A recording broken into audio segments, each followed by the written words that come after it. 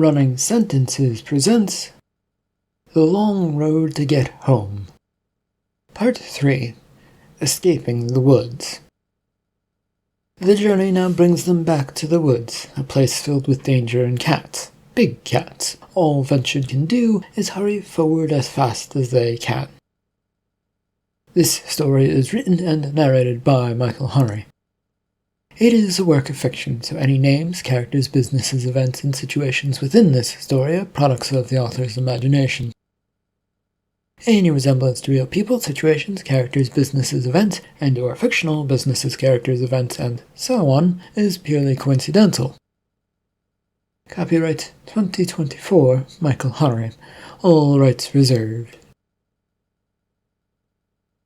Running was supposed to be an easy thing to do.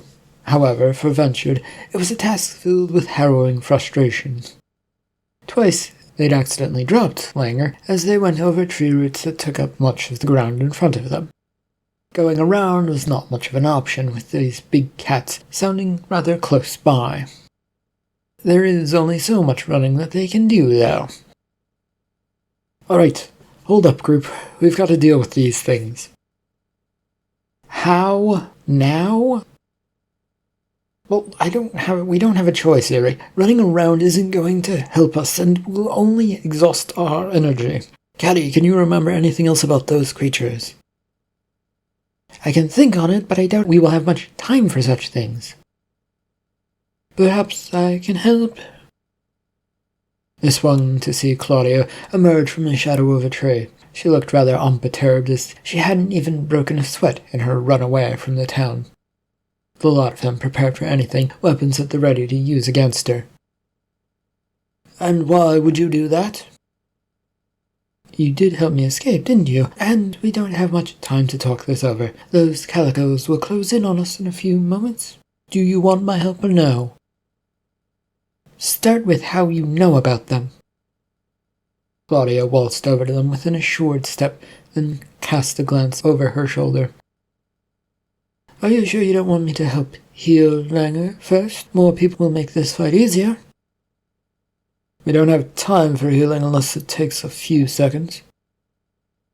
You're right, Mr. Keith, it takes longer than that, but I will say if you strike at their paws, it will give me a chance to do my work. Is that a fair compromise? Her movement had taken her over to Langer, ignoring much of their questioning. Why should we trust you when you led us to get caught by the creature who made that town? Is that what happened? She smiled. I'll make you a deal. My powers of healing will help you if you get me out of these woods, and the first heal is free. The growls the cats broke off any further conversation, as they were now really close by. Not wanting to divide their attention, the party took up spots around Langer and Claudia as she worked. Where did you even come from? My escape from the underground, you mean, Miss Erie? Well, I did follow you for a short while until you ran into the woods. I decided then I probably might have been better off on my own and started using the shadows of trees to travel. You travel through shadows? Yes, it's an old trick I learned from my teacher. It doesn't take much, but you have to have the right type of blood for it. The group was listening for a moment, since the growls had come to a stop. None of them wanted to believe the creatures had grown bored with chasing them, not when they'd seen them so close. The books at the library, from what I remember, say that they do this kind of thing to try to lure you into a false sense of security. So, be prepared. Great, we're about to be pounced upon by them, Caddy. She shrugs as best she could, as she held the bow nocked with an arrow in her hands. The wait continues with no noise. Just about done. I don't like this. Keep an eye on things. With a cough, Langer came back to life, sitting up and spitting out an occasional ball of goo that sort of dripped out. It passed by quickly, and he got to his feet shakily. Ugh, that was awful. Are you all right? No idea, Erie. Why are we in the woods? I remember being underground. Is this still part of a maze? No, you've escaped town and helped me get out of there as well, so thank you for that.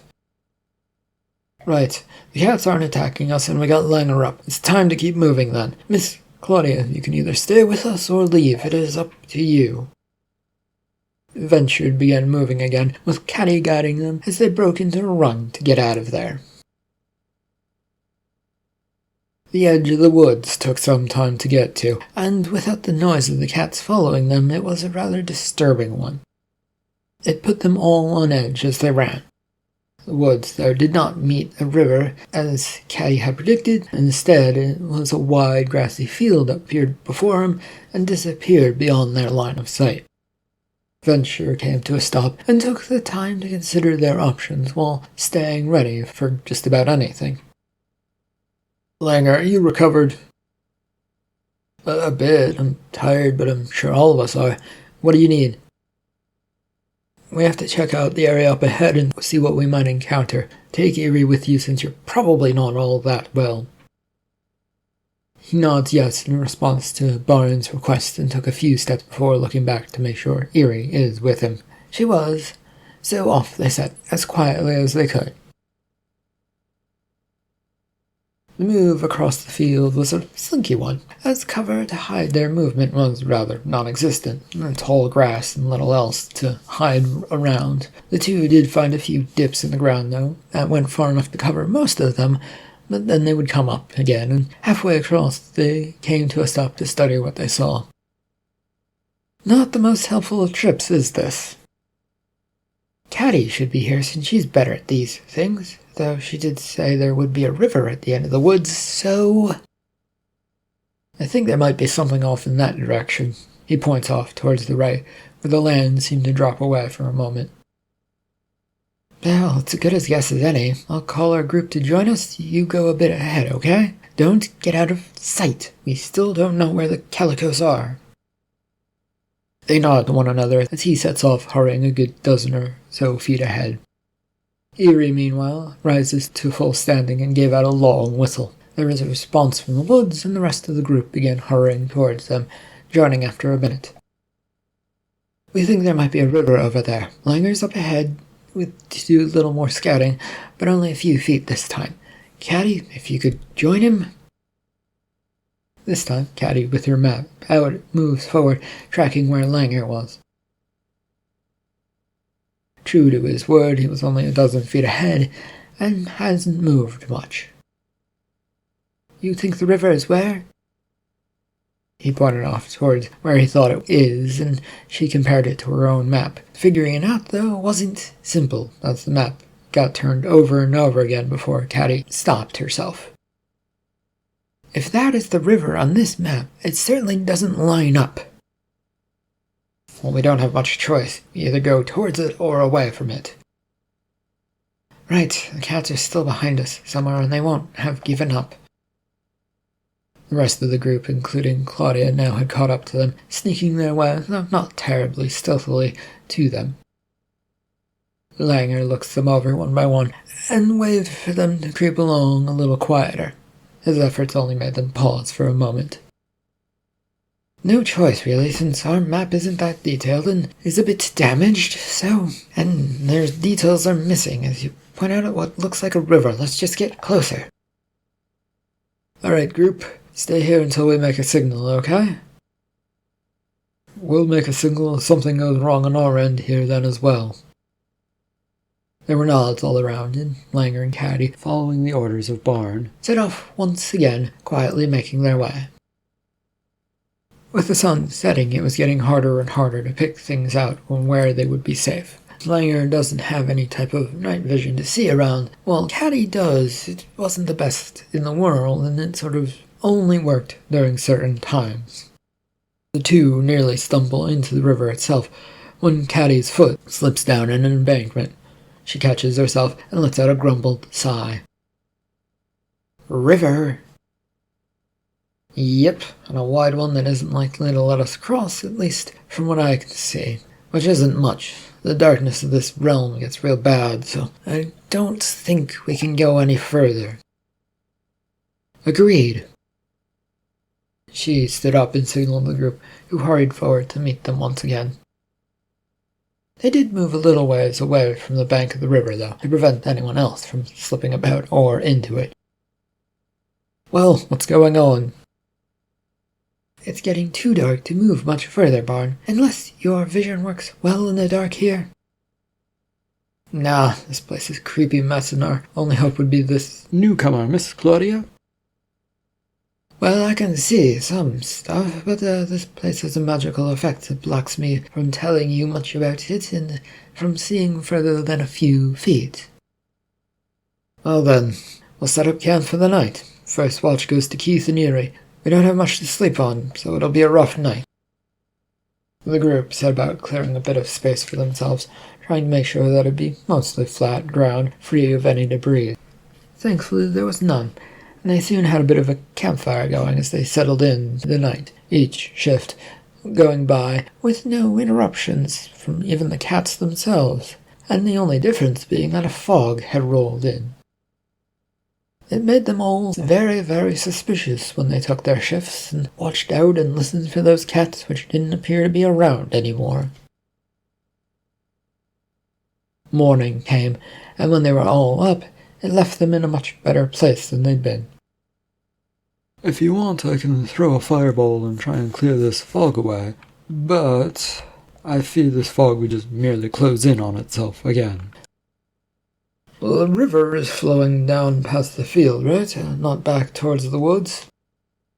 "Yes, Barn, it is, from what we saw." "All right, we shall follow this until it will lead to a change. Civilization loves the river, so at some point it will lead somewhere."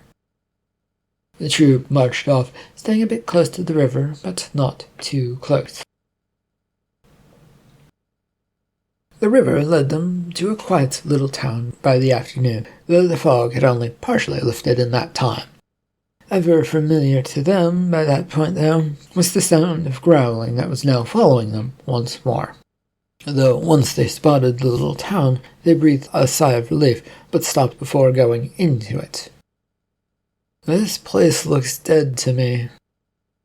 "Well, the other town also looked weird when we first saw it, Langer, so—" He nodded his agreement to Erie and then glanced towards Barn, who was examining all around. "Those cats are still our biggest concern, and they probably avoided civilization, since that's what seemed to happen last time. It's our only hope right now, so carefully ahead, that way, as a group. Well, at least let me cast a spell to provide a protective ring around us, so that attacks will be harder." "That might not work on these creatures, Mr. Keith." "Half of magic is all about making things appear and feel reassuring. Sometimes it is a safety layer that gives us the drive to go forward. And now, I shall cast it." They took a few seconds, and then, with a hurried pace, they began moving in past the edges of this town. The empty streets that were mostly overgrown greeted them as they entered it full again. The sounds and the growls of the cat followed close behind, yet not visible to them quite yet. "Well, I don't think Calicos have the ability to be invisible, but judging from the fact that there's a pretty open field behind us—" "And we can't see them, Catty?" "Yeah, Erie." "Your books need updating, then." "Well, that doesn't matter right now, since they seem to be following us into this place, which was our only hope of safety for a little while. Get into a nearby building. We'll see what we can do there." No discussion was needed on that front, as they run into what looks like it might have been an inn of some sort. The interior of this place also was overgrown, and the inn was not a great place to be. Weeds and displaced floor planks threatened to ensnare their feet with one wrong step. Once everyone was inside, the Calicos seemed to stop making any noise, although there was an occasional clunk, clunk, clunk noise that seemed to be tapping against the wood outside. Right, we're safe for a moment, but they're probably plotting against us. Claudia, you said attack their poles? Yes, targeting their poles is what I've seen work before. Yet you're still driven and captured by that weird town? That's rather weird. Well, Mr. Barnes, things are never quite as simple as we want them to be. I didn't learn this until after I was in the clutches of that town, when a stranger wandered in and told me about it.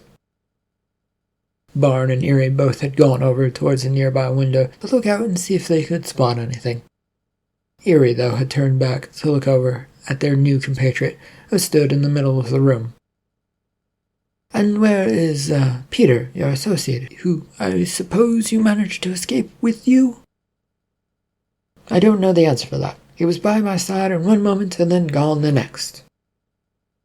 There was a loud creak of a noise as something stepped on a wood plank outside. With a loud squeak, everyone's attention turned to that. There might be time for questioning later, but right now, those calicos were first in the list of dangers that they needed to worry about. I can hear them, but I can't see them. Anyone have eyes on the target? They were all intently listening for any noise, though, and didn't respond to the question. Keith, that spell you cast, what did you do and is it still active? A circular ward that acts as a shield that can help mitigate hits, and no, it lasted about as long as it took for us to get in here. A lot of good that does us.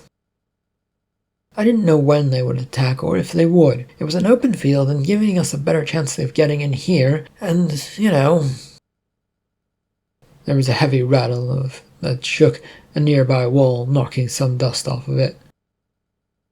I love to hear arguments when they don't pertain to me, as it is endlessly fun to watch people circle around themselves to be right. But now might not be the time, since that was done to help us. Erie shot a quick look to Langer, unhappy with him taking sides. But as a heavy bang came from the back of the inn, they all sort of fell silent. She drew her axe and moves that way, ready to see something she didn't like, namely, nothing.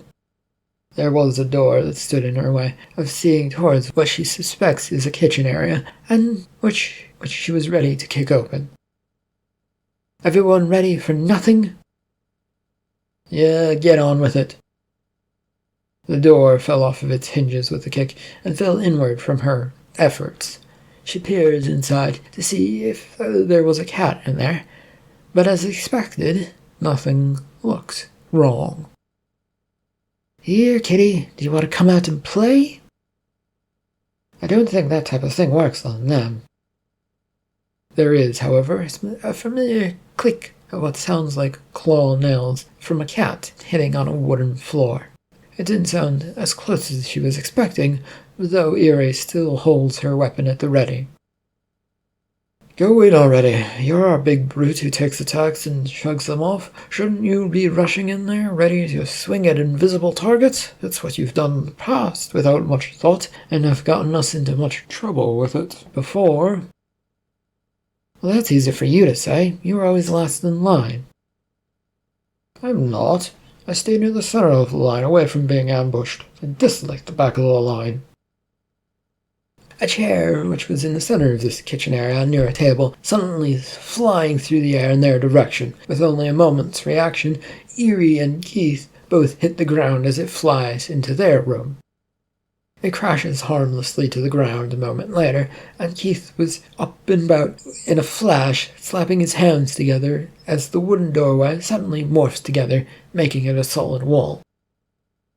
A thud hits the new wall, buckling but not breaking it. One cat cut off and 2 others to go, though that one will probably find another way around. Erie says this, scrambling to her feet and to get a feel for all that was going on around her. Axe in hand, she realizes that Langer has gone missing once again, but the rest are ready for action. Will that wall hold, Keith? Well, it's a brand new wall. I think it can hold as long as the rest of the wall holds. Where did Langer disappear off to? The rest of the group pauses and turns to her as she points towards the mostly empty room except for them. Probably trying to do some sneaky shit, which he isn't exactly great at. He's decent at it, to say the least, Catty. He always gets caught, is what I'm saying. The half-elf Eerie stares at her associate for a moment, only to be interrupted by a crash of glass. To their right, a now visible and heavily scarred Calico appears, growling. Paws. Their paws, right, Claudia? For the third time, yes, attack their paws, Catty. A few arrows were loosed by her, one striking home and sending the animal recoiling away from her. It had hit the top of the paw, but didn't seem to do as much damage as she wanted it to. The animal then strikes at a nearby chair, trying to use it to attack at Catty. The chair flies, but is easily avoided as the arrow is shaken out of its paw. Well, that didn't actually do much. We'll have to get to the underside of the paw then. Eerie, you're up first. Eerie charges forward with the axe, chopping towards the Calico, which raises its paw to swipe at her. The nails of the big cat clink against the metal of the blade axe, knocking that attack easily away. Eerie finds herself darting to the side as the cat now jumps towards her, not even wasting a single motion to recover from its attack. I can't cast a spell with Eerie in the way. Then worry about the third cat that we still don't know where it is. There was another crash, this time from the left side of the room where another window breaks. Here, however, the cat did not show itself. Anybody have a spell or thing that might reveal what that was? You seem to know more about them than we do, Miss Claudia. Shouldn't you have the answer? A chair from the left side of the room flies towards Keith, forcing him to duck and dodge out of the way. Recentering himself a second later, he tries to locate where that had been from, but the mess of the inn makes it rather seem like it could have come from almost anywhere in this place. There was also the fact that the animal had probably moved away. Eerie, get out of the way so I can shoot it. Catty's bow and arrow were at the ready, but the Calico had mostly pinned Eerie to the ground, growling at her face. The only thing stopping it was the metal axe in its mouth, which she was trying to free or move about to attack. I would if I could, Catty. I think I see our other cat. Keith, cast one of your fireballs towards the bar area.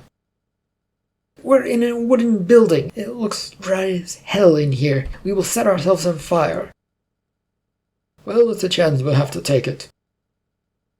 What about your missing rogue? Well, he'll show up any second now. Don't worry much about him.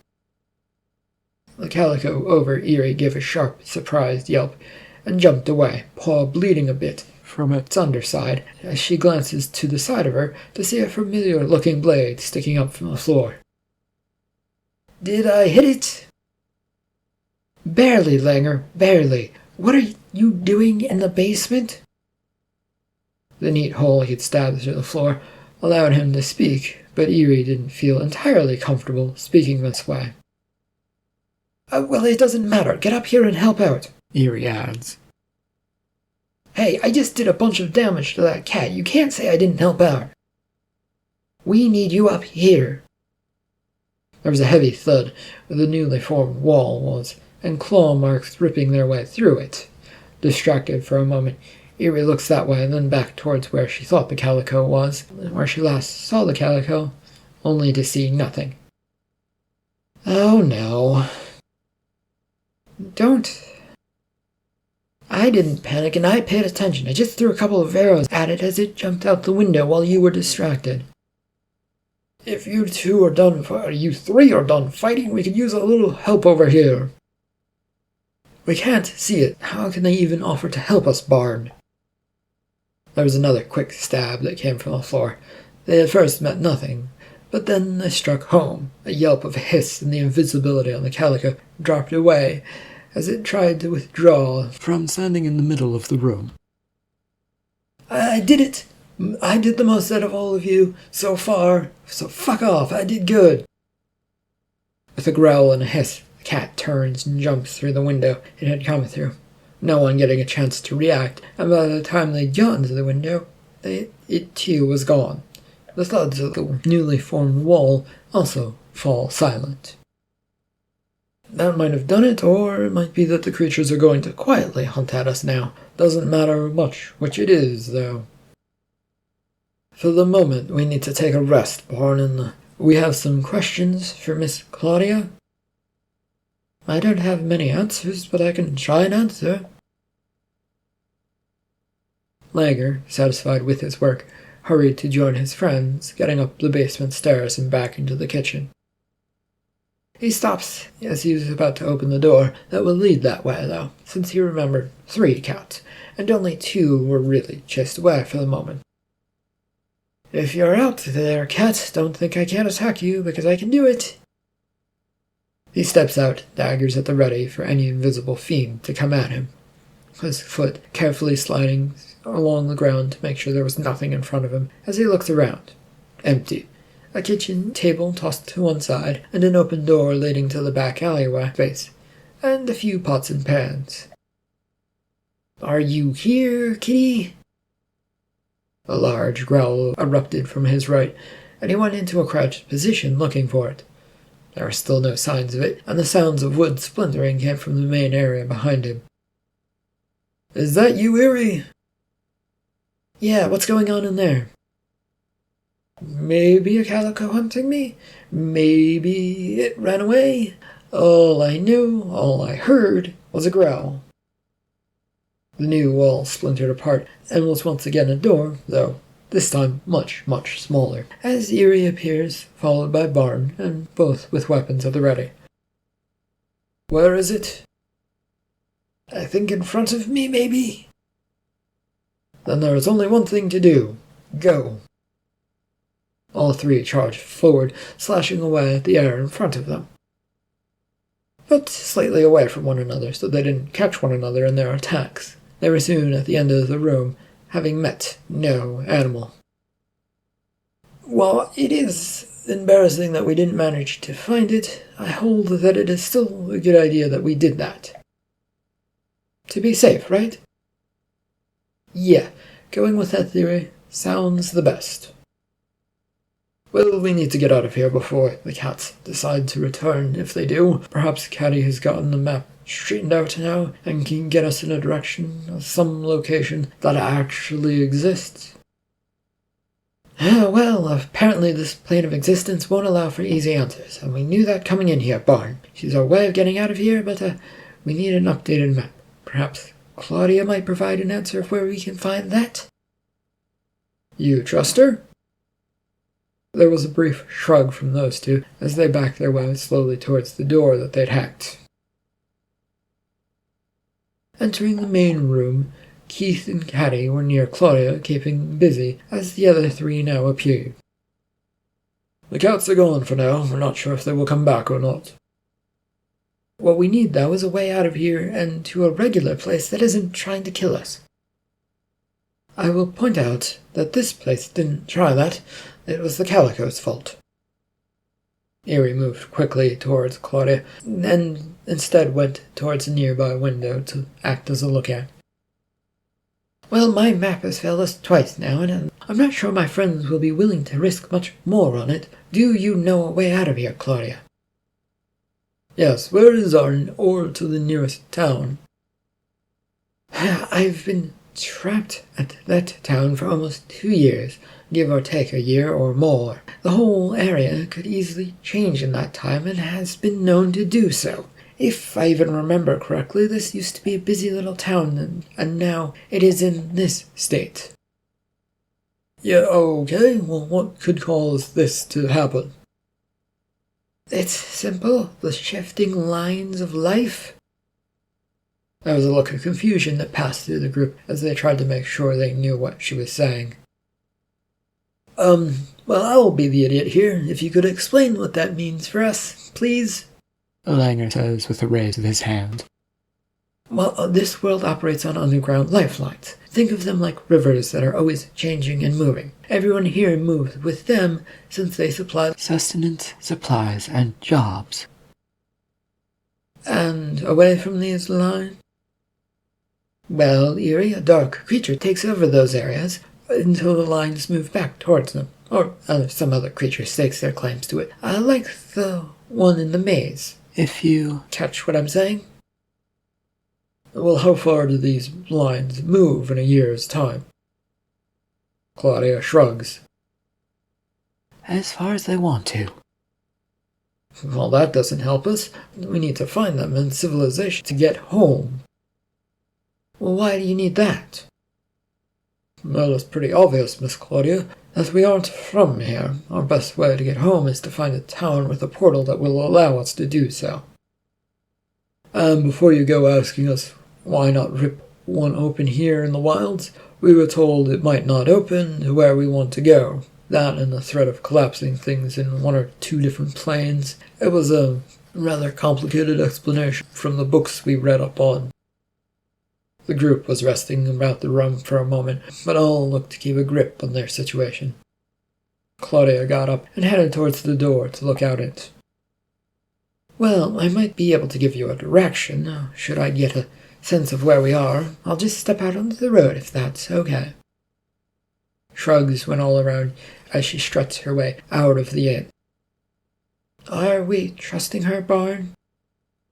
No, we're watching and being careful with her, Caddy.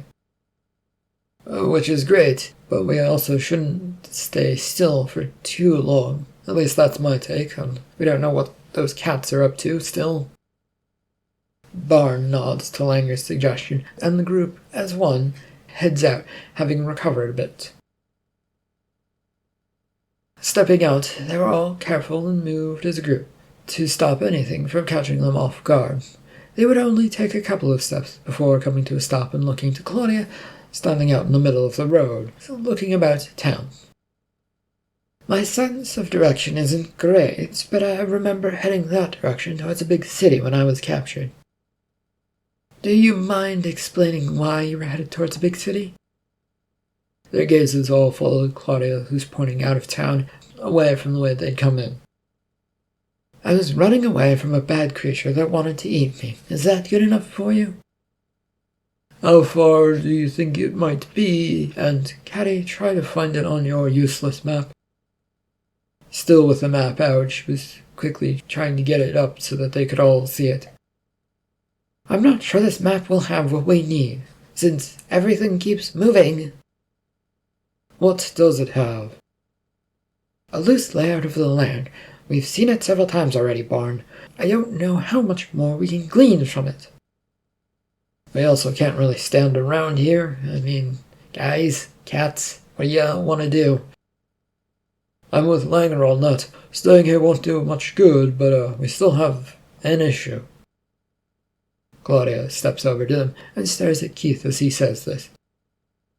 I've been helpful. I've helped you out here and there, and now I'm showing you a potential way out. I don't know what more I can do, and if I'm part of the problem that you're suggesting. That's all we wanted to ask of you, but it doesn't mean we trust you. Anyone object to at least moving towards those woods off in the distance? There was a bunch of no headshakes, and they began to move as a group, along with Claudia heading towards the edge of town. Their walk was a quick one, and took them to where the grass grew wildly and the road came to an abrupt end. Each took in the environment, eyeing the odd sights around them, especially the fact that the road ended. If anyone is about to ask, I don't know why the road ends here. I've never been to this town.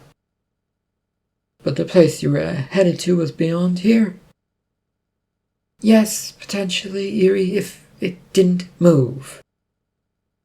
Which brings us to the important question, how would a city or a big town survive switching the lifelines that flow underground? Oh, they move as well. Literally, they get up from the ground and follow the line until it comes to a resting spot it likes. The chunk of ground rises up on its feet, and then walks to its new spot, and then plops back down. We might never be able to catch up to it then. We don't know where these lines might go, or how often these times of change come to the land. Maybe, but Keith, don't you have a spell that shows you where traces of magic are coming from and going to? You want to see if I can trace a lifeline, Langer? One that is underground, and I don't even really know if my magic is able to pull it out of that ground. Well, it's a chance worth taking, don't you think, Heath? Wouldn't you say? With a shrug towards Caddy, he then claps his hands together, casting a smoky spell that begins to leak out from his clasped hands. It spilled and fell towards the ground, disappearing for a moment, then came back in a slight swirl, and heads away from them. End of part 3 of The Long Road to Get Home. Thank you for listening.